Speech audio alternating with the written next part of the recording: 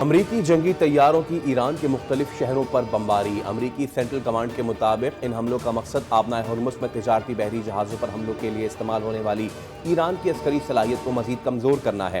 ایران کی بندرگاہوں اور ساحلی علاقوں کی جانب آنے اور وہاں سے جانے والے بحری جہازوں کے خلاف بحری ناکہ بندی دوبارہ لگا دی گئی ہے۔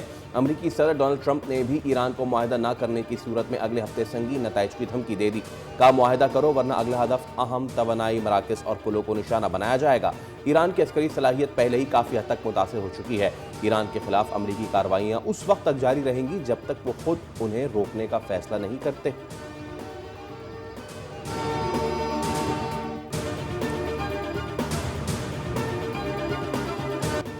ایران کا اردن، کویت اور بحرین میں امریکی اڈوں پر پلٹ کر وار۔ پاسداران انقلاب کا بحرین اور کویت میں دشمن کے اسلحہ ذخائر پر حملوں کا دعویٰ۔ ایرانی صدر کا ٹرمپ کی دھمکیوں پر رد عمل۔ انہوں نے کہا کہ ایران کے ایک ایک انچ کا دفاع کریں گے۔ ٹرمپ بتائیں کہ کیا انہوں نے میدان جنگ میں اپنے مقاصد حاصل کر لیے۔ دوسری جانب ایرانی پارلیمنٹ کے قومی سلامتی کمیشن کے ترجمان ابراہیم رضائی نے اپنے بیان میں کہا کہ دشمن مفاہمتی یادداشت کی تمام شقوں کی خلاف ورزی کرتے ہوئے باضابطہ طور پر جنگ میں داخل ہو چکا ہے۔ اب کوئی مفاہمتی یادداشت عمل میں نہیں رہی۔ امریکہ سے جنگ کے بعد ایرانی پارلیمنٹ کا پہلا اجلاس، اراکین کا مفاہمتی یادداشت ختم کرنے اور امریکہ سے آیت اللہ خامنائی کی شہادت کا بدلہ لینے کا مطالبہ۔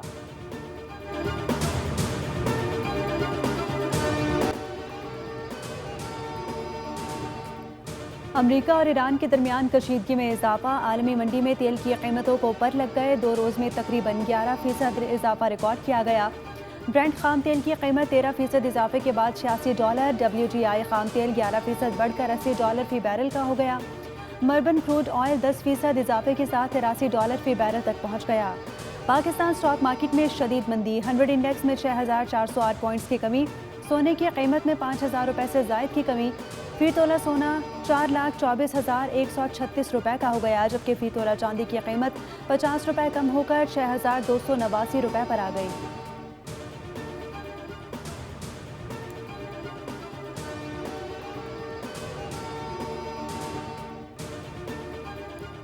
وزیراعظم شہباز شریف کی سعودی عرب پر حوثیوں کے حملوں کی شدید مذمت۔ برادر ملک کی سلامتی اور تحفظ کے لیے غیر متزلزل حمایت کا اعادہ۔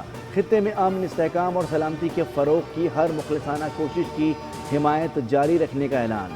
وزیراعظم نے اپنے بیان میں کہا کہ پاکستان گزشتہ رات سعودی عرب کے خلاف حوثیوں کے حملوں کی سخت ترین الفاظ میں مذمت کرتا ہے۔ اس طرح کی قابل مذمت کارروائیاں سعودی عرب کی خود مختاری اور علاقائی سالمیت کی خلاف ورزی ہیں، جو خطے میں امن و استحکام کو مزید نقصان پہنچانے کا سبب بن سکتی ہیں۔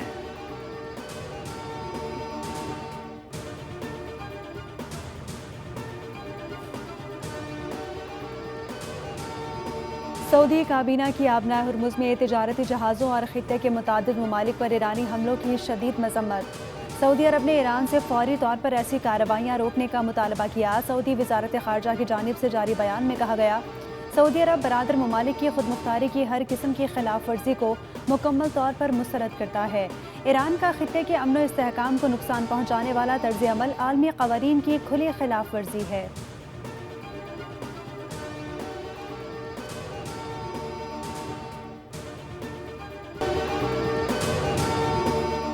فیلڈ مارشل سید عاصم منیر کا اعلیٰ سطح کا دورہ ترکیہ ہے۔ ترک صدر رجب طیب ایردوان سے اہم ملاقات۔ ISPR کے مطابق ملاقات میں پاکستان اور ترکیہ کے درمیان دفاعی تعاون مزید مضبوط بنانے پر اتفاق کیا گیا۔ فیلڈ مارشل کی ترک وزیر دفاع یاشار گولر اور چیف آف ترک جنرل سٹاف سے بھی ملاقاتیں۔ علاقائی سلامتی پر گفتگو۔ دونوں عسکری رہنماؤں کا خطے کی سیکیورٹی صورتحال پر تبادلہ خیال۔ فیلڈ مارشل سید عاصم منیر کو ترک مسلح افواج کے اعزاز سے نوازا گیا۔ فیلڈ مارشل عاصم منیر کا ترک بری فوج کے ہیڈ کوارٹرز کا بھی دورہ۔ انقرہ میں جدید ترکیے کے بانی مصطفیٰ کمال آتا ترک کے مزار پر حاضری۔ پھولوں کی چادر چڑھائی، آتا ترک کو خراج عقیدت پیش کیا۔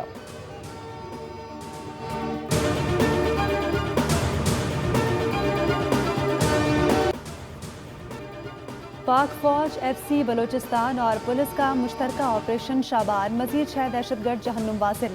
آپریشن شابان میں ہلاک دہشت گردوں کی مجموعی تعداد 86 ہو گئی۔ 5 جولائی سے اب تک 123 خارجی ہلاک ہو چکے۔ سیکیورٹی ذرائع کا کہنا ہے کہ خارجیوں کو فضائی اور زمینی کارروائیوں میں نشانہ بنایا جا رہا ہے۔ آخری دہشت گرد کے خاتمے تک بلوچستان میں آپریشن شابان جاری رہے گا۔ محسن نقوی کہتے ہیں کہ پاک فوج FC اور پولیس آپریشن میں کامیابیاں قابل تحسین ہیں۔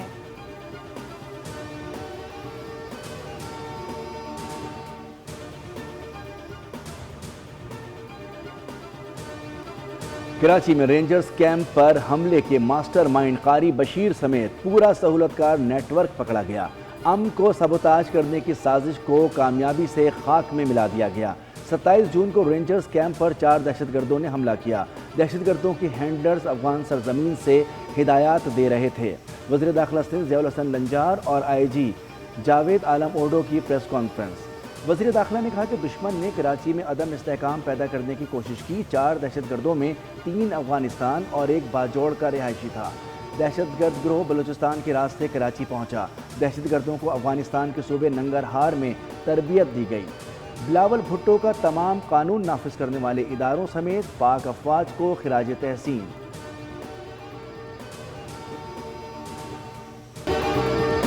فیفا ورلڈ کپ 2026 کے ٹائٹل کے لیے ہاٹ فیورٹ فرانس کو سیمی فائنل میں اسپین سے شکست۔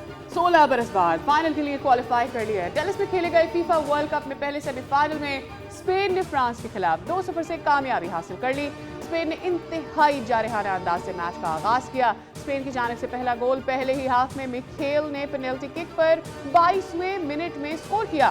ٹورنامنٹ میں 8 گولز داغنے والے فرانس کے سٹار کھلاڑی امباپے اس سیمی فائنل میں کوشش کے باوجود گول نہ کر سکے۔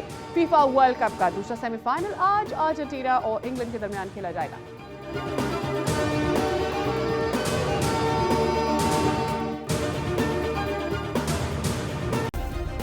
سبسکرائب کریں اور بیل دبائیں تاکہ کوئی خبر رہ نہ جائے۔